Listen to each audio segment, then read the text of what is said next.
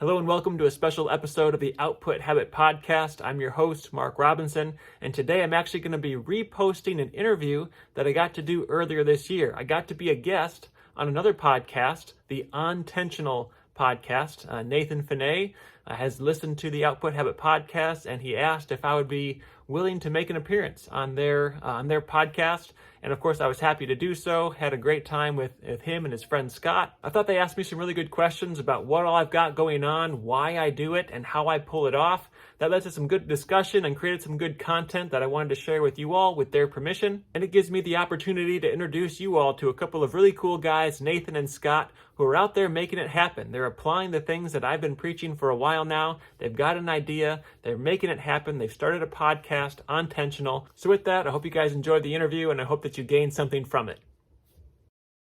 Welcome to the Ontentional Podcast, where we help you live intentionally and happen to life instead of letting life happen to you. Today we get to talk to somebody that I've been inspired by and one of the podcast hosts that I listen to, Mark Robinson. So the thing about Mark is he's got a lot of things going at once. He's a business owner, he's in ministry, he's a father, he runs all the time, and he runs races. He's competing in obstacle course races, and he's also running a podcast. So this man has so much going on in his life, and yet he is able to live intentionally and be present in all of those different areas. And so today we're going to ask him how he does that and glean some of that wisdom from his experience of being intentional with so many things going on at once. So stay tuned. This is going to be really great. Buckle down and let's listen to how Mark got started in starting his own podcast. So that's what we start out with today, and hope you enjoy this episode. It's going to be awesome. So if you've listened to my podcast at all, you know that a lot of what I'm doing in terms of creating content, my podcast, the brand that I'm trying to build, a lot of that goes back to Darren Doan. And I'm not sure if you're how familiar you are with him or how much you've heard me talk about him on my podcast. He's a Christian filmmaker. He did Saving Christmas, if you're familiar with that movie with Kirk Cameron. Did a really cool documentary on a series of debates between Douglas Wilson and Christopher Hitchens when Hitchens was still alive, called Collision. So I'd been following him and his work for a while, probably a good 10 years or so. Then I heard that he had a podcast. I started listening to that.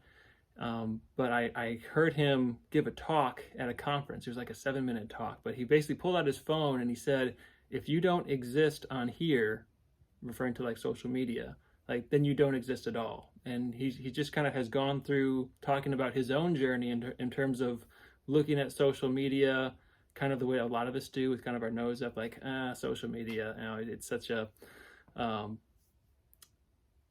well, what is even the word? It's so down here. Like social media, it's so bad for you. Like who's really on Facebook anymore? And just people are very negative outwardly about social media, but yet everybody's still checking their phones all the time on social media.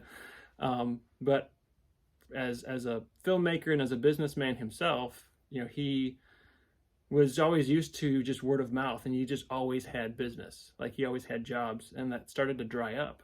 And he's like, where is everybody? And he's like, they're all on their phones. And so he just kind of had a reinvent myself kind of moment where I need to get serious about social media and just go all in on that. And so a lot of his podcast talks about that journey there. And as he's talked about the different contexts where being on Facebook or on LinkedIn or on Instagram or whatever is valuable to you if you're in this kind of position or in that kind of context. And I just kind of came to embrace you know what, I think he's right.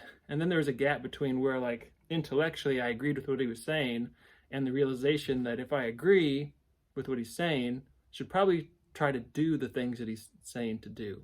So that's how I started the podcast. That's how I finally started an Instagram account. I never had an Instagram. I've been on Facebook since college, but Instagram, I never really messed with that. I had a LinkedIn, but never did anything with it. Was never going to touch TikTok. Started a TikTok account. Started a YouTube channel.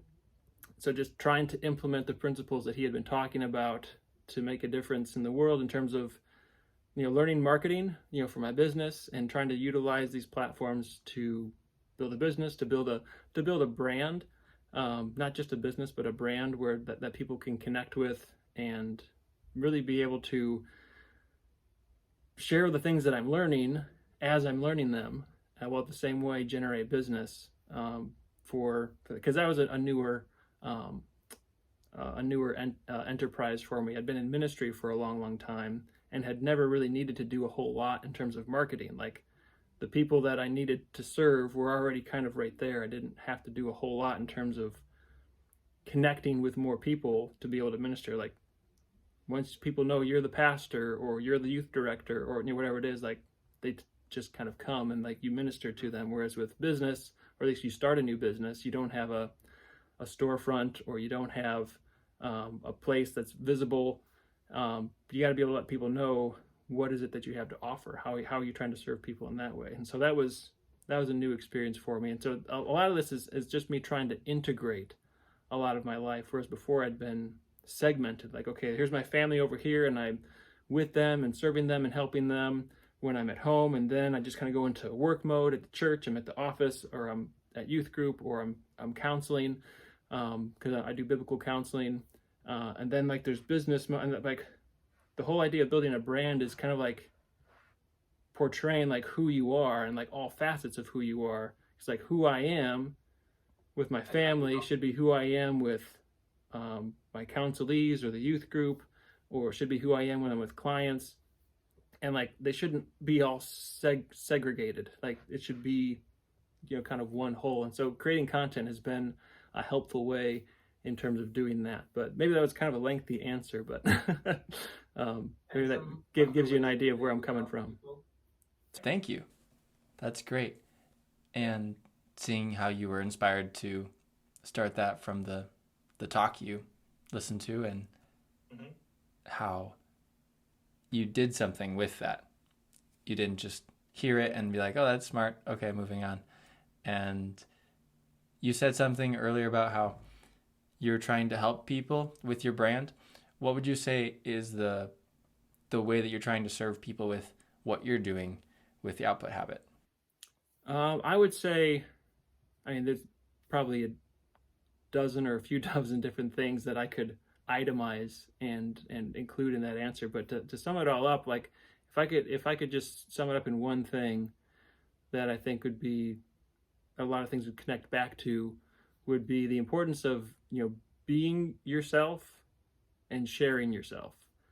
Should be really focusing on honing the gifts that God has given you and finding ways to share them with other people in a way that's going to bless them. And so like that comes out in family context, in ministry, in business, in what you post on social media. If that's your mindset, where you're not ashamed to be unique, you're not ashamed of your strengths. And so many people, Christians especially, are ashamed of what they're good at. Like they don't want to be too proud. Like they don't want to be arrogant, which I get. I understand that. And I've been guilty of that false humility where you kind of act like you're not good at anything, or in terms of how you take compliments and that sort of thing. Or we do go the other way, where like we post and we post stuff and we just like want our egos to be stroked. Like, oh, I just want people to like me. I want people to accept me. It's just having the sober judgment of who I am, what I've been given, how God's made me, and just going all in on who God has made me to be. And recognizing God's maybe really good at this, which means I have a responsibility to share that with other people. I have a responsibility to bless other people with that. And so like this, in just the same way that, somebody who creates art, like if they're doing paintings and stuff like that, like they should share that with other people. People should be able to see what they make. And as an artist, that person should learn how to share their art with sober judgment, being aware of their own pride and their own ego. It is going to sneak in. It is going to creep in, but that doesn't mean you shouldn't share it. It just should mean that you need to work on that. You need to work, go ahead and share, recognize you're going to be tempted to get a big head about it as people or you're going to have fear that people are going to hate it or going to reject it. Either one. You're either going to be fearful in a way that you shouldn't, or you're going to be prideful in a way that you shouldn't, or both, depending on the day. Yeah. And those are just things you need to work on and get over. But that doesn't mean that you should just keep your art or your dance or your music or your, in my case, athletics. I do a lot of content around that because that's something that I'm good at. I see it as an asset in promoting my business, in being able to help people with fitness. And so that's what I've chosen to get over myself and just take something that's I've kept to myself for the most part. I mean, I don't hide the fact that I train, I work out, I run races, but I would have never thought that posting about it on social media would have been a good thing, or how would that not be an egotistical thing? So like I would never do such a thing. It's like leading by example, right, in terms of vulnerability and being genuine. Yes. Just kind of putting yourself out and saying, hey, this is who I am, and I'm willing to take anyone else that wants to follow along on this journey. Is that kind of? Yes. And sharing my mindset in the like this is what I do and how I do it and why I do it. And I believe that if I'm communicating well, somebody can take the principles and apply them to their own context, whether that be in a health fitness context, whether it be in any other kind of pursuit. It's just the process of reverse engineering. Like, here are my goals. This is what I want to accomplish. This is the process that I'm trying to follow in order to get to that. Here's how I'm applying the principle of consistency by working out and posting about it every day. It's kind of like the 75 hard mentality. Like posting, taking a picture and posting it every day is part of the 75 hard process, if I'm not mistaken. I've never done it, but I've talked to people who have. But it's documenting what you're doing. And that's a discipline. And I think it's a valuable one, to be able to document what you're doing and to be able to show other people that. That's one of the things that Darren Doan talks about. He kind of boils it down to this analogy. If you could ask people, which would you rather have? Would you rather have Leonardo da Vinci's Mona Lisa, or would you rather have his sketchbook, where he has all of his ideas and his sketches and where he's worked the process out? He says everyone I've asked that question of would want the sketchbook, would want the journal rather than the Mona Lisa. So a lot of the content that I put out is more of a sketchbook than it is like a finished piece of art. It's kind of like I'm inviting you behind the scenes to the unfinished finished side of things.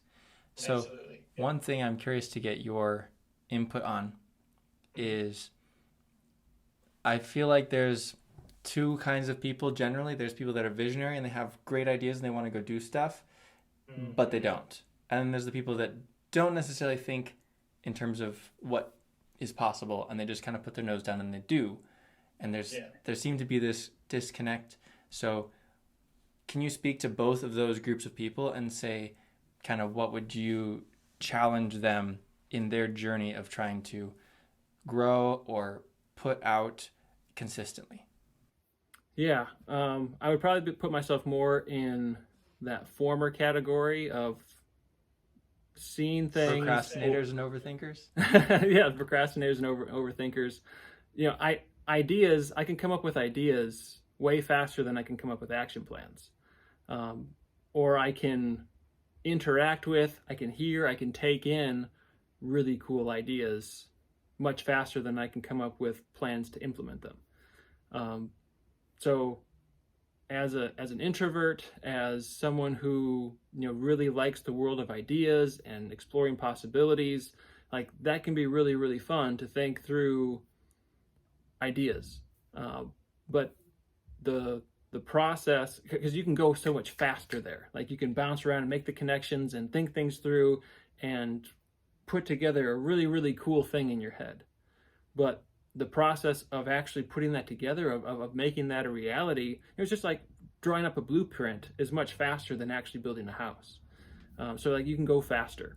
And maybe you're someone who, like, your mind works really fast, and it's hard to slow the process down enough to make things concrete, to actually flesh things out, to actually make it a reality. What are some main maybe barriers of resistance that people run into, and how have you seen yourself overcome things like that? So I would say boredom is probably a big thing. It's like I've already thought about this idea for a certain period of time, and like I have to stay focused on this idea if I'm actually going to see it through and make it a reality. But in the process, in the time that it takes me to put this idea in motion and make it a reality, there's dozens of other really, really cool ideas that I want to chase. It's like all these other butterflies. And so like the discipline for that person is you need to pick something and focus on it and shut out the other stuff long enough to actually put something into practice, because otherwise your ideas aren't going to do anything. They're not going to be helpful. I mean, that's something I have to preach to myself all the time. Even in the process of recording my podcast, I'm often thinking out loud, and ideas are coming to me while I'm recording my podcast, and I'm saying things like, I need to do this more, as I'm talking about like my content or things like that, and things that I'm recognizing that I need to do better. I'll talk it out in the podcast episode, and then weeks will go by, and I'll be like, did I actually make any of those changes that I talked about, that I put in my podcast, that I published and put out, and however many other people heard me say that, has that made any difference? So ideas, they can come really, really quickly, but implementing ideas is a much slower process. And so there's discipline, there's patience, there's the resistance of boredom that you have to watch out for on that side. I feel like that's something you talk about a lot, is removing barriers or like resistance to kind of make the habit easier. Yeah, that's something that James Clear talks about in Atomic Habits. So that have you guys read that one? I don't know if you talked about that one yet. I've heard of it. I read The Power of Habit. Okay. And The Compound Effect. Yes, the compound. I've read The Compound Effect. Yeah. Yeah, that's really cool. So I'm actually this weekend I'm going to be leading a youth retreat for our youth group, and the theme for our retreat that I come up with is little things matter, and so it's basically taking the principle of the compound effect and looking at some of the parables like the faithful servant, faithful with little, faithful with much. So focusing on what are the little things that I can be faithful in today, and like they might not make a big difference in a day or a week, but if you're faithful in those little things over the course of a long period of time, it's going to make a big difference. And then the compound effect principle is like definitely forefront of my mind as I'm thinking through this, and just looking at the difference that so many young people want to make in the world, and but feeling like maybe they can't, or they don't realize how powerful the compound effect is when you're just faithful with the little things that you can do today. If you get disciplined in your habits now, like in 5 years, in 25 years, you're going to be able to make a much bigger difference in the world than if you just let yourself stay in kind of like that static mode. It's not a growth mindset. It's that fixed mindset. So if you're talking to someone that's maybe more concrete, more steady and conventional, how would you encourage them to dream and maybe think a little bit about maybe improving something and maybe taking a little bit of a different angle at something, that kind of like rousing their passion or imagination? How would you kind of coach someone through that? Yeah, that's maybe a little more difficult for me. I can identify with the visionary a little bit more so myself. I would say that if their mind doesn't naturally explore different ideas or different possibilities, the first thing that comes to mind is to try to find some kind of source of inspiration. If you don't naturally come up with ideas, who are some of the people that you can listen to podcast wise, or what kind of voices can you go to that are going to and whatever it is that kind of gets your engine going, whether it's a Steve Jobs, listening to some of his talks, or in the tech world, or if it's somebody who's more in the athletic space or artistic. And so each person is going to be different. And so I think they should still stay within their realm, like their wheelhouse, as it were. But I think, all of us should be thinking bigger than just our own context, like just my own life or just my own family or just my own job, and think in terms of the kingdom of God. What does God want me doing for the kingdom of God? And not everyone is going to be, necessarily a leader or a visionary in that process, but being more aware of the big picture is never a bad thing. Yes. Thank you.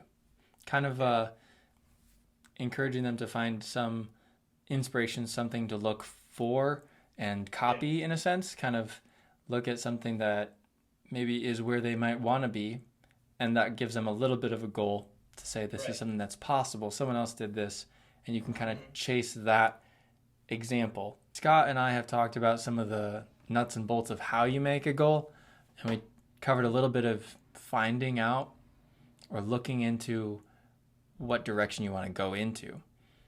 How do you pick or think through like the vision? You're very visionary and like to think about things. Yeah. So how do you pick when you get down to making the house, in a sense? How do you pick which house you're going to build? How do you pick your goals? I just always kind of go by which ones feel like they're the most pressing at the moment. What are the things that have, usually it's in terms of opportunities presented. We're like, okay, here's an opportunity to, for instance, start a family, or here's an opportunity to start a business. And the opportunity to start a business, probably wouldn't have been all that compelling to me if it hadn't been for starting a family, and then feeling compelled to, really take Scripture seriously. Psalm 127 seriously. Thinking about my children in terms of a quiver of arrows, and trusting God when He says like children are a blessing. It's like, okay, I guess maybe we should have more children and not necessarily limit ourselves to what we had been thinking. And so now it's, all right, well, we trusted God with this, and well, now we're going to need to make more money somehow. I still feel called to be in ministry, but I live in this time where people make money outside of a traditional job all the time. So I started, reading. I started, investigating different things, and there was an opportunity that came along where it's like, okay, this can fit. Like, I don't have to quit my job. I don't have to give up that calling that I feel like God's given me. And it's within my gifts and strengths. And so, I don't necessarily have like a nice organized Venn diagram that kind of have this overlap of opportunity with my strengths, with maybe my other goals that I already have in terms of what kind of family I want to have, what kind of man that I want to be. But, when you kind of get that overlap of like, well, here's a new awareness that's brought to my attention, or opportunity, like here's something that I want to add in, or would be cool to add in, or something else to add to what I'm already doing, or to change what I'm already doing. So like something from the outside has to kind of come in and overlap with some of those other things in terms of my family, what I want to do there, what I feel God has called me to, what kind of strengths or propensities do I already have that this is going to fit in well. And so when you have a nice overlap of those things and maybe a couple others, like, okay, I think this is worthwhile to put in the effort to change, because change is work. Any kind of change is going to be work. Anyone who's set a New Year's resolution or a new goal or whatever it is, like tried to change a habit, has recognized, even if it's a small thing, like, oh man, this takes work. This takes being on the ball, staying on my game to be consistent, or this change doesn't take place. So for me, like when it comes to setting a goal, it kind of goes through that sort of a filter, if that makes sense. And I just wanted to say on that point too, I think it's a lot easier for me to tell, and I've been thinking about that work-life integration thing rather than work-life balance. And I was actually listening to a podcast this morning, so it's funny to hear you say a lot of those same things that are, clicking for me. But it's really helpful for me if you're trying to figure out what goals to pursue, if you know who you are and you're the same person at home and the same person at work, well, then it's a lot easier to say, well, is this, a right goal for me? Is this something that fits who I want to be in my life goals? rather than just, when you have all these different yous you're juggling, like work me and, whatever that profession is like and how you have to be there and home you. And so it's just like, it splits your mind. I feel like when you're trying to select goals when you're almost multiple people. So just have that integration really clarifies things. But I really appreciate your thoughts on it. Yeah, definitely. And I've had to use that to filter things out because, I listen to a lot. I don't read as much, but I listen to a lot and I think about a lot. I think about a lot of different areas of life. And so like, I see plenty of problems that need solving. I see plenty of big picture things where like, it'd be really cool to solve this. It'd be really great to build that. And just recognizing like, yeah, I could think through, again, idea, I could draw up a blueprint. Like, yeah, this is what I think needs to be done here. But the amount of time and effort and coalition building and networking, and all the different things that would have to go into pursuing that, like that would be, like a William Wilberforce, like trying to end slavery. Like it would take like your whole life dedicated to that. Like I can only give my whole life to only, so many of those types of problems and issues. And so I've had to learn how to filter and just go like, yeah, hypothetically, that's a good cause or that's a good thing to think about or to try to solve. But like, I've got to focus on this because this is, fits my wheelhouse and those other layers that I talked about. As you were talking, there's a bunch of things where my mind was like snagging, and I was like, oh, I don't know. It's just really interesting because I appreciated your input on a lot of these things. But sure. One of the things that was interesting to me is just the balance of input and output, and how you were talking about how it's helpful for other people, obviously, to be able to like see your content. It can be kind of insightful and maybe inspirational and stuff. But I think I've heard you talk about on your podcast too how you had a lot of input and you read a lot of things, and I guess that's something that has been interesting for me is I've also realized that for me, I can only understand so much with input. And I think there's something, have you learned more, or how has it increased your knowledge and your understanding of things to start like having to output those? Because I feel like my brain gets clogged. Yeah. And I'm an internal and external processor, but how has it helped you to understand these things as you've kind of put them out into the world? Yeah, I mean, by having at least some kind of a habit where I try to make myself take action on things, at least, again, I'm filtering through ideas that I'm like, okay, I know I'm never even going to take the first step on that, or at least not right now. Now's not the time to do that. But as I identify like things that I go, okay, I should try to work that in. It starts by finding something small, like, hey, what's a small thing that I can do to at least start to, because I feel like action is going to push me in that in the right direction, or it's going to help clarify things where it's like, okay, this isn't going anywhere, so I can just drop it. So I drop the action, I drop the idea also, and to clear up space for other, because again, with me and with the way that my brain works, there's always another idea coming. Right. Or another iteration of an idea, to improve another one. So for me, in the way that my mind works, like I just have to constantly be filtering, processing, implementing where I see like that's valuable. And I recognize like I'm spending capital to be able to do that. Like, okay, like here's something that comes along, just like somebody, if they're a stock trader, like they only have so much, available assets that they have to acquire stocks. And they're assessing like, okay, is this stock or is this investment worthwhile to expend some of my capital to acquire it and what I think it's going to do? And like, okay, it's not performing like I thought it was going to, or it doesn't seem to be worth holding long term or whatever, so I'm going to drop it, free up capital, and do for the next thing. So for me, as I'm trying to figure out, what am I learning through output, like I'm getting more real world experience with the idea, because like with an idea, everything's sanitized in terms of what you're thinking about and how you think it's going to work. As you start to put legs on it and try to take action on it, you start to realize, okay, so this is a really, really nice idea, and I saw it going this way in my mind, but it's also going to involve this thing and that thing, and oh, I didn't anticipate that. And so I feel like it helps me be more realistic going forward. It helps me to make those assessments a little bit faster when other ideas are coming along the line. We're like, okay, I've had practice implementing. I know what's going to be involved if I try to implement something like that. Even if I haven't done that thing, I haven't taken action on that particular idea before, I've done it enough with enough other ideas that I have a pretty good idea of the types of things are going to be involved as I start to transition from that input to the output.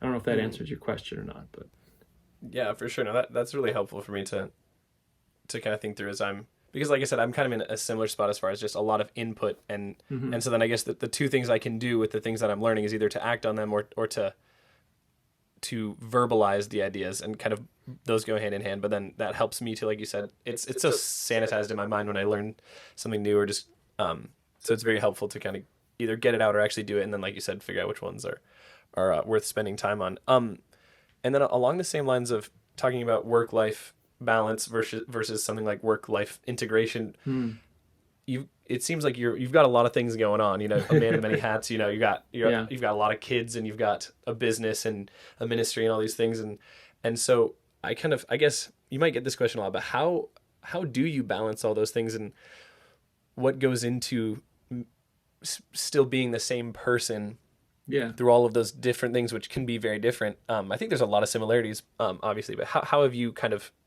achieved that? And obviously nobody's perfect in that, but how have you grown, and what's that been like for you? Yeah, and I would say that maintaining priorities, because there's going to be things that cause one or more things to get bumped off the table at certain times. And so when I'm in those situations, it's trying to remember, like, what is the most important thing? What do I need to make sure, doesn't get bumped off, right now? Like my connection to God, and my relationship with Him is obviously going to be at the top.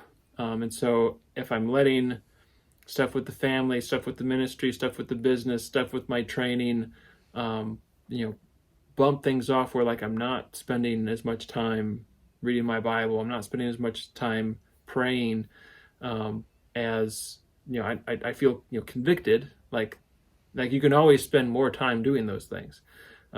But at the same time, at the end of the day, like, I know, like, God wants me to be doing things, to fight, to build, to invest in the things that He's given. Like, I'm not going to a monastery and just spending all of my time reading the Bible and praying. Like, isn't going to. There's a host of commands that Christ has given that are not going to be obeyed if I do that. So loving my neighbor, and I talk about this with my counselees, I talk about this with the students, like, there is a proximity aspect to loving my neighbor. Like, I can't love 7-8 billion people in the world equally. Like, there is a priority that is given to the proximity, like the people that are closest. Who do I have the highest responsibility to? Well, after God, it's my wife first, and then it's my kids, and then it's the certain, it's not every single individual in my church, but I have areas of responsibilities when it comes to, like, my counselees, when it comes to my students and my volunteer leaders. And so, like, I'm trying to make sure that I'm investing in them, or investing at least enough in those people that are that I have influence in, that have some kind of buy-in to the input that I'm trying to give into their lives. Like, so who am I needing to spend the most time with, that they're going to then be doing the same thing with others? Like, as certain individuals, as certain people maybe demonstrate that they're going to just kind of suck and absorb without really, like, they're not going to be people of output. Like, they're not going to then go and mentor or disciple other people if I'm going to mentor and disciple them. That, like, I want to, or they don't have the buy-in. Like, they don't really want to spend that much time with me. Like, they don't, maybe it's a student who comes to youth group, but I try to get together one-on-one. They're not really about that. Like, okay, who are the people that are hungry, and then who are the people that are going to, kind of multiply that influence. I think John Maxwell talks about that quite a bit. Like, he wants to invest in leaders that are going to build up other leaders, because that's going to have the most impact. So that's the kind of thinking that I'm sorting through, as I try to prioritize, where do I spend that ministry time. And then, my business at this point is, supplementary. It's not like a large percentage of my income. So it's if something's going to get dropped or it's going to get bumped, it's going to be the business, because, not only is ministry my calling, but it's also what is providing for the rest of my family. So I'm not going to want to do anything that's going to interfere, like outside of my devotion to God, the time I want to invest in my family. And it helps to have, a boss who prioritizes that also, like wants that for himself, right, wants that for me, recognizes that family is your first ministry. So like I don't really have a lot of tension in my life when it comes to, a boss that's always trying to get as much as he possibly can of my time, of my energy, of my attention into his company or whatever, if I had a job in that regard, where, he maybe doesn't have the same kind of investment, mentally into that principle of, your family is your first ministry, and like that needs to be healthy so that your ministry is then healthy.